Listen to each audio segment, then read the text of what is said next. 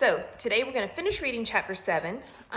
We know that what happened yesterday is Jonathan is very curious about this bear that he's seen. He wants to see him again, so he put something out on the deck to lure him. So think back and see if you can remember, what did Jonathan leave out on the deck to try to lure him. So it was successful. He left the loaf of bread out, and the bear came. And that's where we've stopped. So, a shiver passed down Jonathan's spine as he watched the bread disappear. And think about what that would mean. How do you think he's feeling if a shiver runs down his spine? What does that mean? How is he feeling? He wanted the bear to come, and he's here. So now he's got a shiver running down his spine. And think about what feeling Jonathan is experiencing. He had thought a whole loaf of bread was a lot. It would have been a lot for him and his father. They would have taken the entire week to eat it all. But he could see now that a loaf would barely dent the hunger of so large an animal. The bear had swallowed the last mouthful and now licked the deck for crumbs.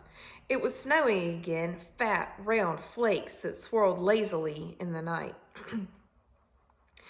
Sitting until the bear showed up had been hard. In fact, Jonathan had been pretty much asleep when the brownie finally appeared. He might have come and gone without being seen if Jonathan hadn't been pulled awake by the click of long claws on the wooden deck floor. So think about a bear's claws. They are very big, long claws. And he heard that click on the deck, and that woke him up. When the sound awakened him, he had leapt to the sliding door for a better look. "Where are you going next, bear?" he had asked, tapping lightly on the glass. As though he had known all along that the human who had put out the bread was close, the brownie lifted his head and looked straight into Jonathan's eyes. So imagine that. You're looking out your glass deck door, and there's a huge bear just right on the other side of the glass, looking you right in the eye. Jonathan found himself stepping back, his skin suddenly prickling with cold, his mouth dry. Nonetheless, when the big animal turned and shuffled off the deck, Jonathan grabbed his coat and, being careful not to make a sound that might carry upstairs to his father, slipped through the sliding door. So, would you guys do that? Hopefully not. There's a bear on your deck. I do not advise opening the sliding glass door and following after him. The bear seemed to know exactly where he was going, and Jonathan followed, keeping what seemed a safe distance behind. In just a few minutes, they were at the fence surrounding the zoo. The bear was immediately to the place where he had dug the night before. At the point, the stream flowed under the fence. So remember, that's where he had snuck in the first time. He found a place in the fence that he could dig under. So he's gone back to that same place. Jonathan knew, though, that Charlie, one of the maintenance men, had filled the spot in. Jonathan had watched him do it. Charlie must have done something to harden the fill, too, because the bear tried digging in the same spot once, then moved off to one side and began digging for real. Jonathan kept a tree between himself and the brownie, but stayed close enough to see what he was doing. After the young bear had scooted under the fence on his belly, Jonathan approached the fence cautiously. So what does that mean, cautiously? Think about how he's approaching the fence. So if he's doing that cautiously, he's being careful. Although I would argue that if he's following the bear, that's not very cautious.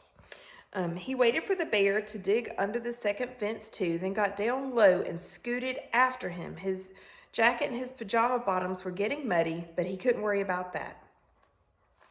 By the time Jonathan emerged from beneath the second chain link fence, Mama Goose was making her usual racket. Obviously, she considered herself the guardian of the zoo and didn't approve of intruders.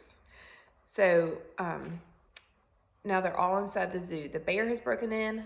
Jonathan has scooted after him.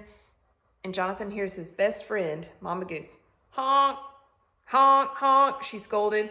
For an instant, Jonathan let himself slip inside the goose, feeling her loud indignation. He smiled. She was one brave bird to stand against a brownie. The bear had moved on ahead, covering the ground faster than Jonathan could. He was heading for Jake's holding area again, but apparently the ruckus Mama Goose was making disturbed him. He paused and turned back. Jonathan caught up with him just in time to see the bear lift a great paw and swing at the noisy goose. The blow lifted Mama Goose from the ground in a sudden white arc. She landed in a rumpled heap. "No!" Jonathan cried. His voice was the only sound in the night air. So there's the title of our chapter. No! The bear paused, peering down at the fallen goose as though he didn't understand what had caused her noise to stop so abruptly. He poked his nose beneath her, lifting her slightly from the ground, then letting her drop again. Then he turned away and lumbered toward Jake's cage, clearly unconcerned with the murder he had just committed. For the space of several heartbeats, Jonathan couldn't move.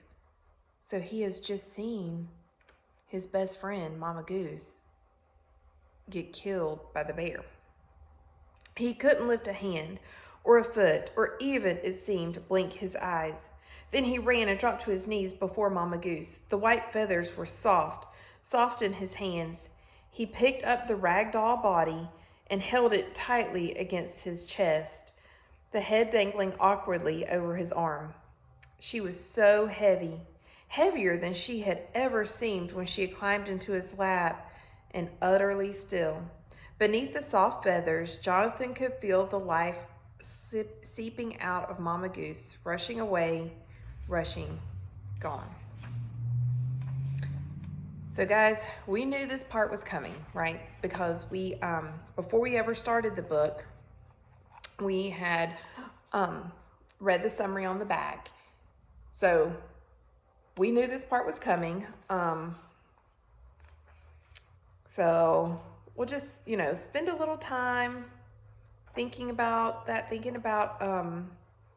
Jonathan and, his best friend, but, also thinking about the bear. I mean, a bear is a bear. A bear is a wild animal. So, and it seemed that he didn't even